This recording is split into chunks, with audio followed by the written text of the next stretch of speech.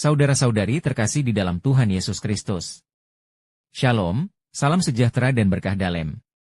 Kami, di Pendalaman Iman Katolik Online, menyadari di antara kita semua umat seiman dalam Tuhan Yesus Kristus.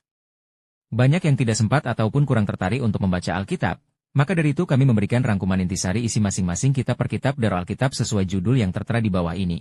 Maka diharapkan kita dapat memahami isi dalam masing-masing kitab tersebut. Selamat menyimak.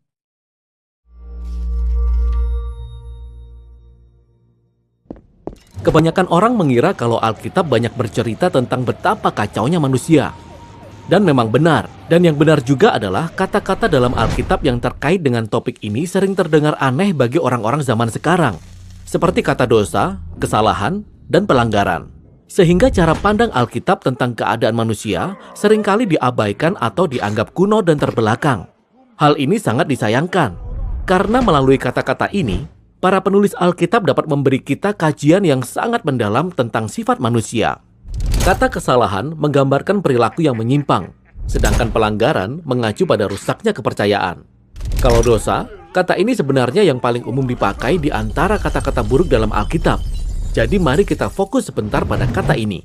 Kata dosa diterjemahkan dari kata Ibrani kata dan dari kata Yunani hamartia. Arti paling dasar dari kata dosa ini sama sekali tidak bersifat religius.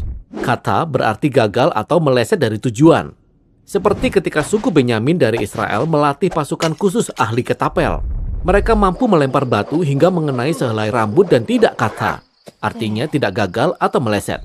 Atau seperti pepatah dalam Alkitab yang memperingatkan kita agar tidak tergesa-gesa dalam membuat keputusan. Karena kemungkinan besar kita akan kata arah, meleset dari tujuan kita. Jadi dalam Alkitab, dosa berarti kegagalan dalam mencapai suatu tujuan. Tetapi apa tujuannya? Di halaman pertama Alkitab, kita belajar bahwa setiap manusia merupakan gambaran Allah, makhluk kudus yang mewakili Sang Pencipta dan yang layak untuk dihormati. Jadi kalau kita memandang dunia seperti ini, maka dosa adalah kegagalan dalam mengasihi Allah dan sesama manusia dengan tidak menghormati mereka selayaknya. Kita dapat melihatnya dalam kode etik terkenal yang diberikan kepada orang Israel, yaitu 10 perintah Allah. Setengahnya menunjukkan bagaimana kita bisa gagal dalam mengasihi Allah, dan setengahnya lagi menunjukkan bagaimana kita bisa gagal dalam mengasihi sesama manusia. Dan ketika dua jenis kegagalan ini disatukan, maka ini menunjukkan bahwa kegagalan dalam menghormati Allah sangat berkaitan dengan kegagalan dalam menghormati sesama manusia. Itulah sebabnya mengapa Alkitab menunjukkan bahwa dosa terhadap manusia juga merupakan dosa terhadap Allah. Seperti ketika Yusuf menolak untuk tidur dengan istri Potifar. Ia berkata, "Bagaimana mungkin aku berbuat dosa terhadap Allah?" Dalam pikiran Yusuf, kegagalan dalam menghormati manusia yang diciptakan menurut gambar Allah juga merupakan kegagalan dalam mengasihi Allah.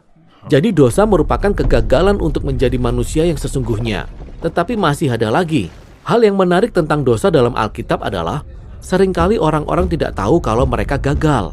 Bahkan yang lebih parah lagi, mereka pikir mereka berhasil. Seperti ketika Firaun bermaksud untuk membangun ekonomi Mesir dan menjaga keamanan nasional. Ia pikir ini alasan yang tepat untuk memperbudak orang Israel. Ia pikir tindakannya benar. Tetapi ia sama sekali tidak menyadarinya sebagai kegagalan yang besar. Atau ketika Raja Saul mengejar dan berusaha membunuh Daud di padang gurun. Ia pikir ia sedang menegakkan keadilan pada seorang penjahat sampai ketika ia sadar bahwa dialah yang berbuat jahat. Ia berkata, "Aku telah berbuat dosa. Aku sudah gagal." Jadi dosa itu lebih dari sekedar melakukan hal-hal yang buruk. Dosa menunjukkan bagaimana kita dengan mudahnya menipu diri sendiri dan berhayal bahwa keputusan kita yang buruk sebenarnya adalah keputusan yang baik. Jadi mengapa manusia bisa begitu buruk dalam menilai antara kegagalan moral dan keberhasilan? Nah, kata dosa yang pertama kali muncul dalam Alkitab dapat menolong kita untuk memahami. Adalah dua bersaudara, Kain dan Habel. Orang tua mereka telah jatuh ke dalam pencobaan yang mengerikan. Mereka menetapkan sendiri mana yang baik dan mana yang jahat. Dan sekarang Kain dihadapkan pada pilihan yang sama. Ia cemburu dan marah karena Allah lebih berkenan pada saudaranya. Maka Allah memperingatkan dia, "Jika engkau tidak berbuat baik, kata atau dosa sudah mengintip di depan pintu. Ia hendak menguasai engkau, tetapi engkau harus mengalahkannya."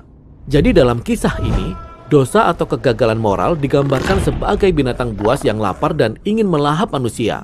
Dan kita tahu bagaimana akhir dari kisah ini.